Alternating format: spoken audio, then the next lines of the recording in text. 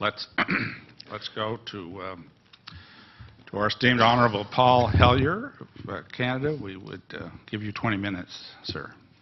Thank you very much, Mr. Chair, and thank you for giving me this opportunity to speak. And thank you, Steve, for the invitation. My name, as I said, was Paul Hellyer. I'm a former Minister of National Defence for Canada. I served in 3 governments during a total of 23.5 years as a Member of Parliament. Although as Minister of National Defence, I had sighting reports of UFOs. I was too busy to be concerned about them at the time because I was trying to unify the Army, Navy and Air Force into a single Canadian Defence Force. And that itself was a kind of battle to the finish. So this was not high on my agenda. But about 10 years ago, I started getting interested due to a young man from Ottawa sending me material on the subject. I told him I was too busy to read it, but he had confidence that someday I would. He sent me a copy of Colonel Corso's book, The Day After Roswell.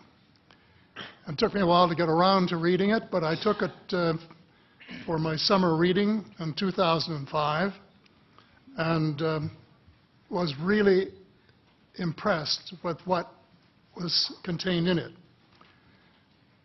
And what I thought to myself is there are huge issues here, huge issues.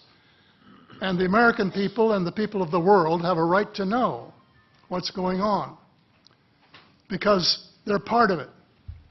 It's not just an isolated thing. And so after confirming the contents of the book with a retired United States Air Force general, I accepted the invitation of Victor Vigiani, who's over here somewhere, and his cohort Mike Bird to speak to a symposium at the University of Toronto. And I said, UFOs are as real as the airplanes flying overhead. That gave me the dubious distinction of being the first person of cabinet rank in the G8 group of countries to say so unequivocally.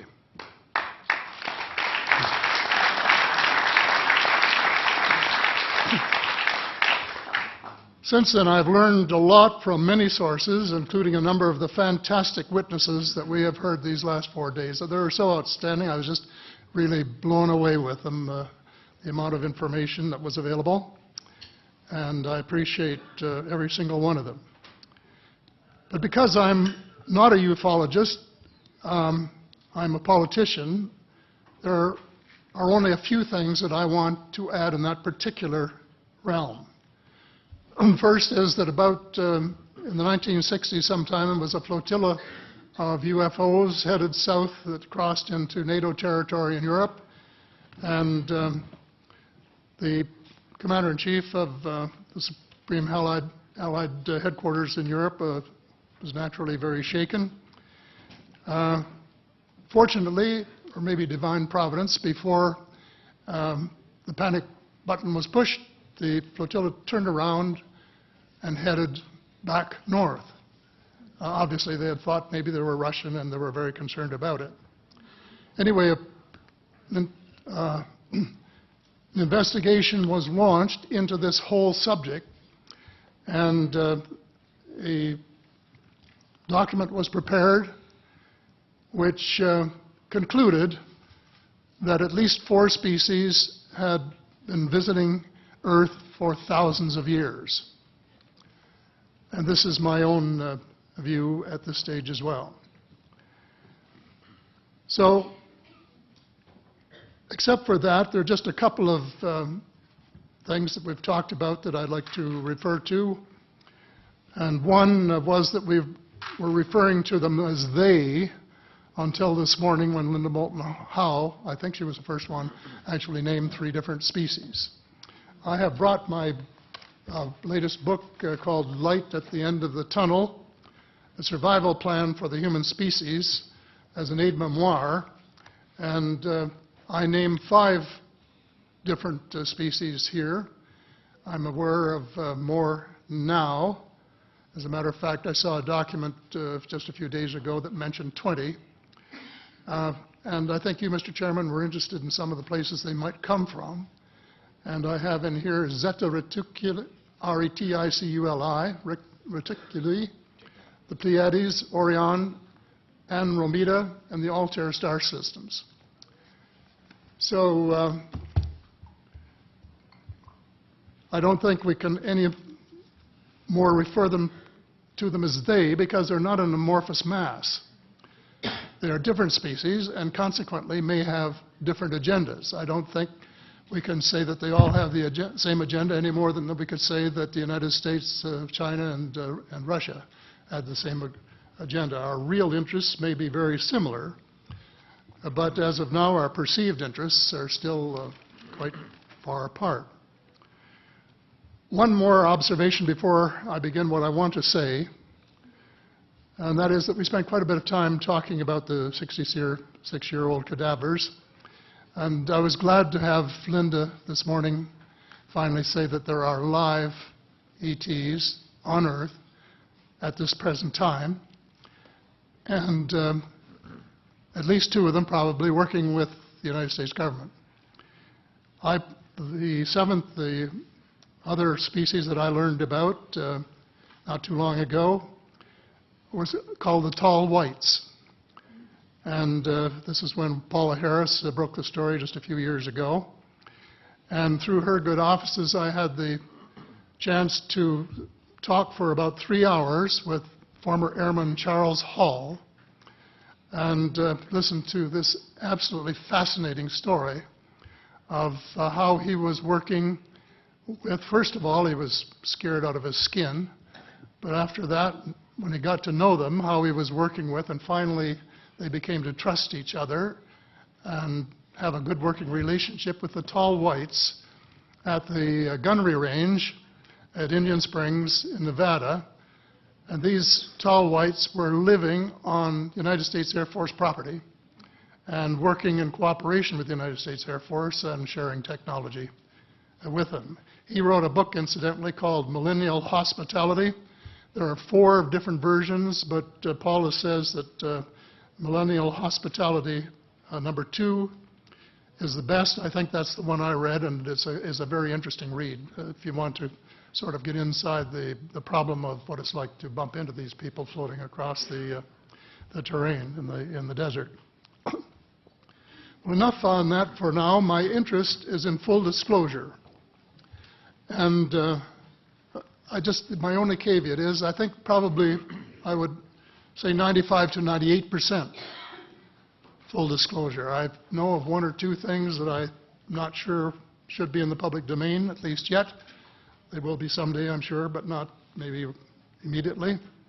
But just as children survive the idea of the Tooth Fairy and Santa Claus when they become adult, I think that tax-paying citizens are quite capable of accepting the new and broader reality that we live in a cosmos teeming with life of various sorts. The fact that some other civilizations are more advanced than we are may be humbling, but that could be a necessary step in our survival.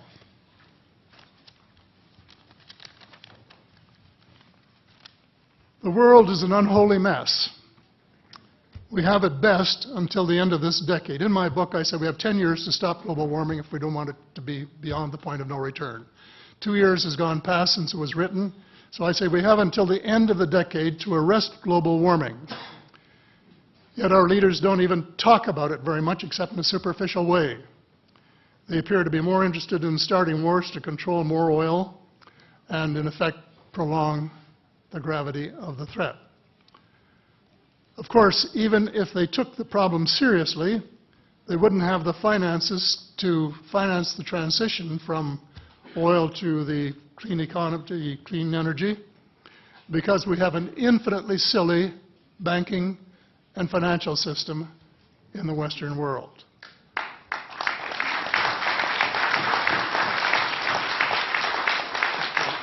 And the United States Congress, I regret to say, is partly responsible, and I'd be glad to elaborate on that later if you're interested. And finally, they need the technology for clean energy. And it exists, and it's being kept secret by the same vested interests who control our destiny.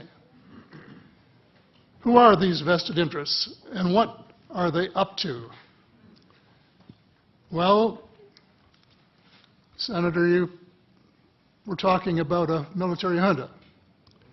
In my opinion, that is true, but I have broadened and deepened the definition to CABAL, and the CABAL comprises members of the three sisters: the Council on Foreign Relations, the Builderbergs, and the Trilateral Commission, the International Banking Cartel, the Oil Cartel, members of various intelligence organizations, and select members of the military junta, who together have become a shadow government of not only the United States, but of much of the Western world.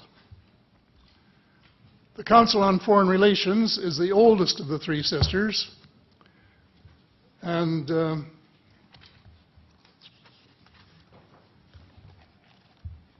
as early as October 1940, years before Germany surrendered to the Allied armies and to vaporize Hitler's vision of empire, the Council's Economic and Financial Group drafted a memorandum outlining a comprehensive policy, quote, to set forth the political, military, territorial, and economic requirements of the United States in its political potential leadership of the non-German world, including the United Kingdom itself, as well as the Western Hemisphere and the Far East. The Council made absolutely no effort to disguise, where's that? Right next page, yeah. The Council made no effort to disguise the fact that the purpose of the Grand Area and later world hegemony was to support an expanding U.S. economy, to provide it with raw materials and markets for its products. This was labeled the national interest, quote unquote. It was equally clear that the national interest was the interest of the ruling elite, whose members comprised the Council. The real interests of the majority of rank-and-file Americans was never a factor in the equation. So,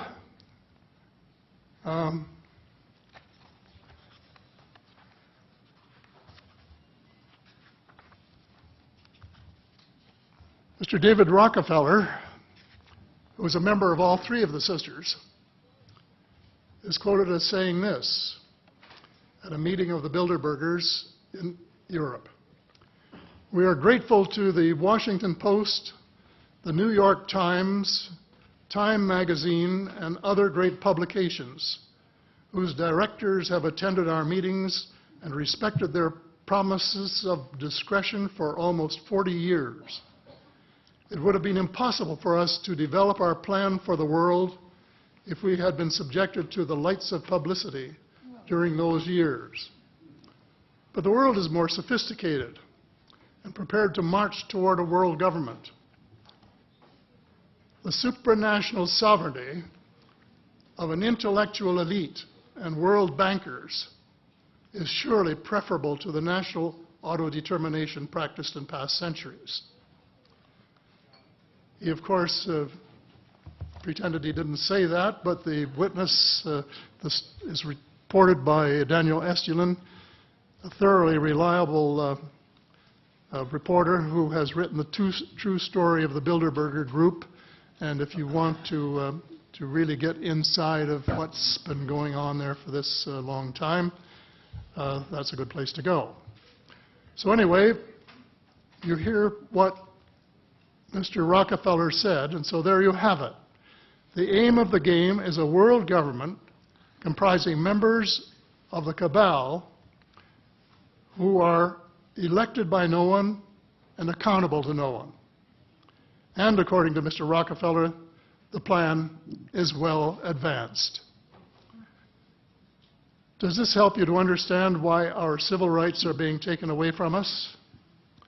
I say us, because Canada too is included in the grand plan.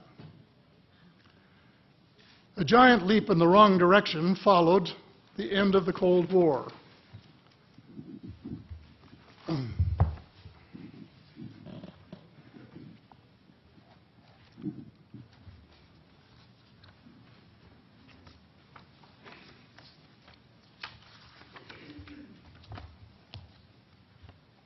No one could have been happier than I was when the Berlin Wall came down on November the 9th, 1989. The elation on our side of the curtain was near universal, and very significant on the other side as one country after another regained its freedom. Nearly everyone believed that it was the dawn of a new era of peace and prosperity for people everywhere. There was much talk of a peace dividend. The prospects were dazzling in their scope and diversity. It was a unique and God-given opportunity for a new, braver, and fairer world. We blew it. We blew the chance of a lifetime to do good things. A small group of zealots undermined our golden opportunity to pursue peace, not war, and little did we dream that they had a vastly different vision of the new world order. Their plan, which is now commonly known as the Project for a New American Century, included preventive wars in clear violation of international law, regime change wherever and whenever the U.S. desires, and if they can get away with it without excessive casualties, and the establishment of a kind of economic and cultural hegemony with America acting as constabulary, quote unquote. That was their word, globally. This was to be accomplished without authority of the United Nations and without the restraint of existing international treaties. It would involve a military buildup unprecedented in peacetime history and could trigger an arms race, which is precisely the opposite of the peace dividend that the world had rightly looked forward to. The Machiavellian scheme involved secret police, the curtailment of civil liberties in defiance of the U.S. Constitution, and a moribund economy operating way below its potential. Exactly those features for which the Soviet Union was held in contempt. The initial draft of the document was so controversial when it was leaked to the New York Times that it had to be rewritten, but it was not changed very much, just the cosmetics, enough to make it politically acceptable. So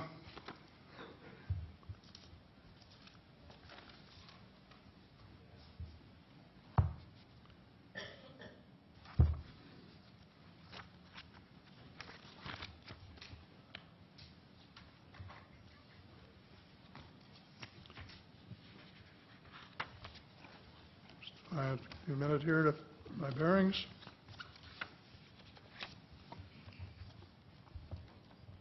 The document said this.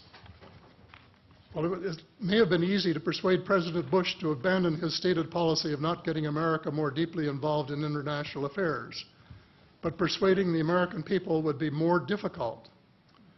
Sophisticated Americans would question such a giant sea change in policy.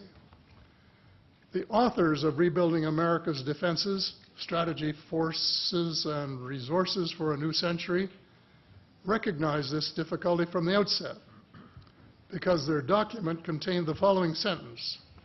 Further, I'm quoting, further, the process of transformation, even if it brings revolutionary changes, is likely to be a long one, absent some catastrophic and catalyzing event, like a new Pearl Harbor.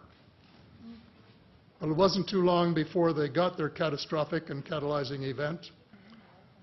Terrorists struck the World Trade Center in New York and the Pentagon in Washington on September the 11th, 2011. And incidentally, they have removed the sentence about Pearl Harbor in the document that you can now get if you went to the internet to find it. Almost the whole world mourned. Canada mourned. The overwhelming majority of Muslims condemned the treacherous attacks. My sympathy for the friends and families of the injured and dead was genuine and unwavering to this day. My sympathy for the U.S. government began to grow a bit thin, however, when I heard President Bush cite the reasons for the attack. And I quote, "Why do they hate us?" he asked rhetorically in an address to the Congress. "They hate what they see right here in this chamber, democratically elected government. Their leaders are self-appointed. They hate our freedoms, our freedom of religion, our freedom of speech, our freedom to vote and assemble and disagree with each other." I felt sad when I heard the President's word. I assumed that he believed what he was saying. But if that were true, he was profoundly ignorant of the real thoughts and feelings of people in other parts of the world.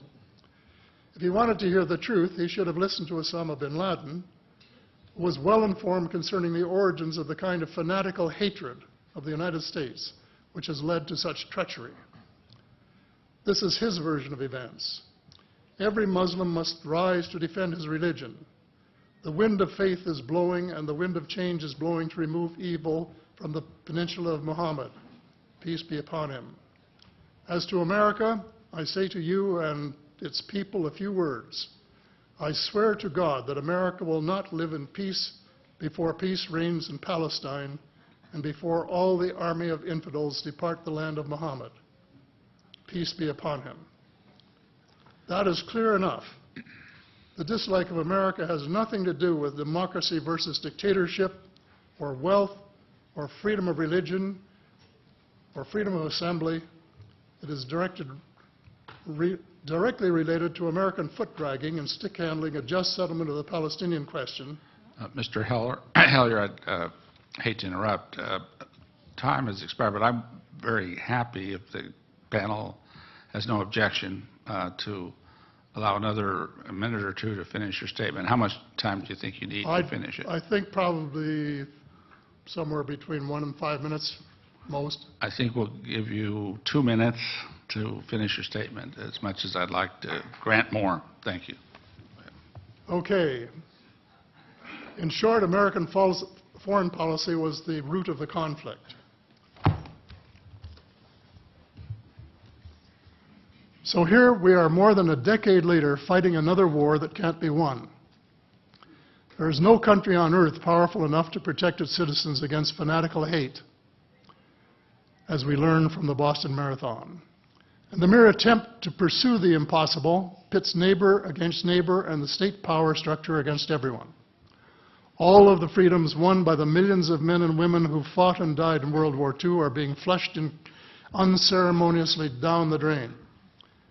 The only hope of peace is a negotiated settlement. This will require a paradigm shift in American attitudes. It involves a de facto renunciation of the plan for a new American energy and the adoption of a pledge of cooperation with all humankind to build the kind of world which we are collectively capable of. Young people everywhere need to be challenged by a noble cause. They need to be involved in arresting global warming, creating a banking system that is just and sustainable, and lead the way in the transformation to the new reality that we have to live in harmony with our celestial neighbors, as well as seeking peace on earth. In a